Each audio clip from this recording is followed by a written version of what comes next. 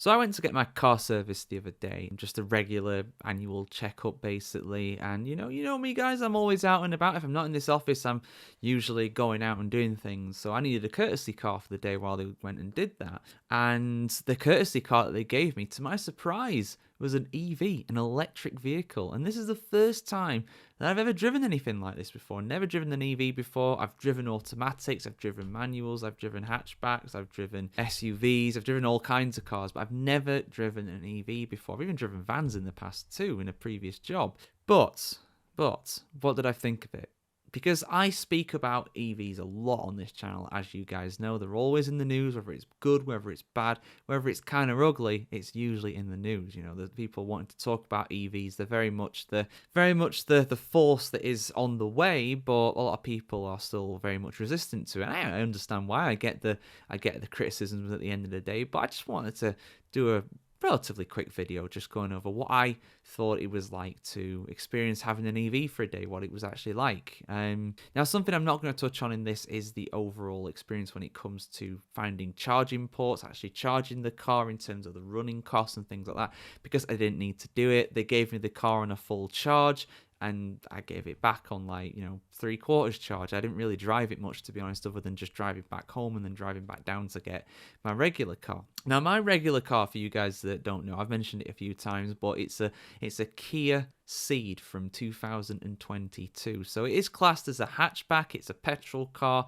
It's manual. It's absolutely lovely. I love driving it. It's the best car I've ever had by far. I'll stick a picture up in the top corner, just you guys can get an idea of it. Burnt orange, or as I like to call it, iron brew orange, is the official colour of the car. Now, the EV that I got was an MG ZS EV. Basically, I'd describe it as an SUV. It's not huge. It wasn't a massive car. It was definitely bigger and higher up than my normal Kia, for sure. It was a different type of car. So it's not a direct comparison. It's not like I drove the electric version of my Ceed. I don't even know if there is an electric version of the Ceed. I'd be surprised if there is, to be honest. But just kind of give my thoughts on it, because the thing that I noticed more than anything, I mean, I've driven automatics before, so I'm used to not having a clutch, but the gears, there are none.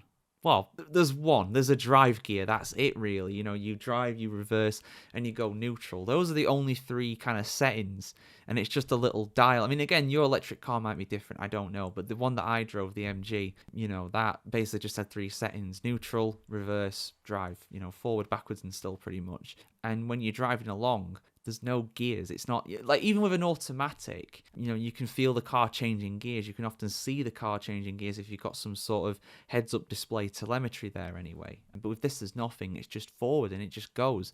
And it was really odd, because you just expect those gear changes to happen. If you're going up to 30 miles an hour, you expect to be in fourth gear or whatever when you get there. But there was nothing like that there. So that was really strange. That was odd. I mean, it wasn't bad by any means, but it was just odd. It was genuinely more simple and easier to drive than a go-kart. It's the easiest thing I've ever driven, other than like a golf buggy, which is itself an electric vehicle, really. It's just battery powered, isn't it? So, and that's what I kind of, compare it to, really, when it comes to that. The other big thing I noticed as well, and again, I've only driven a few automatics. I've only driven three automatics in my life, and usually when I've driven an automatic, I've still gone with like the flappy paddle, basically. So I've shifted up, shifted down, just because I drive manuals and I like to have that experience, basically. Some people drive automatics and they don't have any of the gears at all. It's just all computer controlled. But the biggest thing that I noticed, really, and this isn't something I've noticed when driving automatics before, I'm sure there's going to be some automatics that haven't got the best gearbox that are like this, but the thing that I noticed as well was really when it came to coasting down hills. So where I live in Huddersfield, I'm basically on the edge of the Pennines, which is a mountain range here in the north of England. And as a result, it's very hilly. I basically live at the top of a massive hill. So when I was driving up to get back home at first, I didn't really notice too much, really. It was easy to drive, no problems, instant acceleration. That's another thing as well. There's no kind of like torque curve like you would get with a regular car, where you really have to get some power on when you are actually just getting off the road, getting off the line, especially if you're going uphill. But going downhill, this was where things were strange. When I was going back down to the garage in the town centre, that was the weirdest part, man. Coasting down hills, you couldn't do it. You just couldn't do it. So say I get to the top of a hill, and then the hill, and I get to the brow of the hill and I start to go downhill. What I would normally do in my petrol manual car, I would just get off the throttle and let it coast effectively down the hill, and I'd just be lightly on the brakes while I do so, just to make sure I don't go over the speed limit of 30 miles an hour, for example. But with this car, as soon as you get off the throttle, the energy recovery starts to go. So for those that don't know, a lot of EVs these days, and hybrids as well, anything that has an electric motor in, whether it's the whole powertrain or just parts of it, they have things called energy recovery. You might see it displayed as ERS or KERS. Fans of Formula One will know those terms very well: kinetic energy recovery and also energy recovery systems as well. But for those to work, they basically harvest the heat that's generated by braking, and also it appears that they do it as well through a method like with the engine just sort of doing some engine braking thing. Basically, I could see when I lifted off the throttle going down the hill that the car was actually recovering energy, and it felt like I was doing engine braking.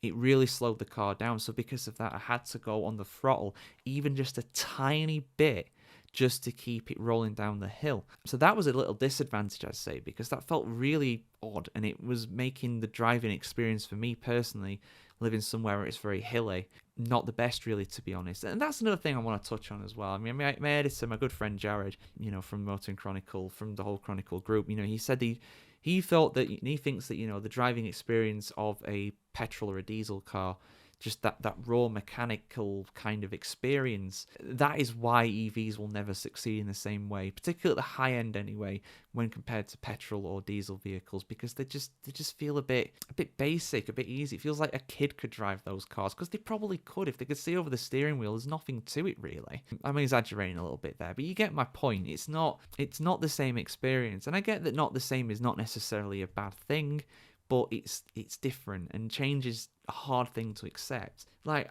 I'd be fine driving that car around every day, but I much prefer my other car, the car that I actually use every day. I love it, and I'm not going to change it anytime soon, So that for me is, for now anyway, and I'm just going off of one electric vehicle, maybe a higher end electric vehicle such as a BMW or a Mercedes. I mean, I know someone's got a Mercedes SUV, EQ, whatever it is, absolutely loves it, but he also complains about not having enough charging ports to get back from long journeys, because he commutes all the way from Yorkshire up to Lancashire every day for work, and it's a bit of a challenge with that at the end of the day. So there are definite problems there, and I didn't experience what I think is still the worst part of having an EV, actually recharging it, finding somewhere to recharge it, and range anxiety as well, in terms of, do I have enough miles to actually do this long distance journey? When that was fully charged, I think it had about 150, 160 miles on it, something like that. So it would have been fine, unless I'm doing like a really long distance journey. I could go to my parents down in Sheffield and back on one charge easily with that. I could go to my girlfriend's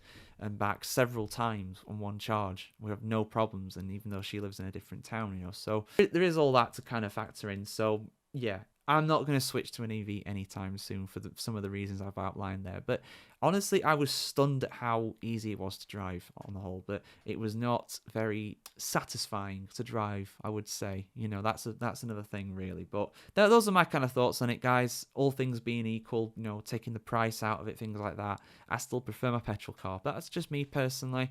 I know a lot of people who have EVs, and I know the advantages and disadvantages for the environments of both options, but for me right now, personally, I don't see myself getting one anytime soon, and I'm not going to be in a hurry to do so. But what are your guys' thoughts? Do you have an EV? Let me know your thoughts. Have you experienced the kind of things that I talked about there? I want to hear your thoughts in the comments below, and of course, keep it subscribed to themotoringchronicle.com to see much more content on the world of motoring just like this.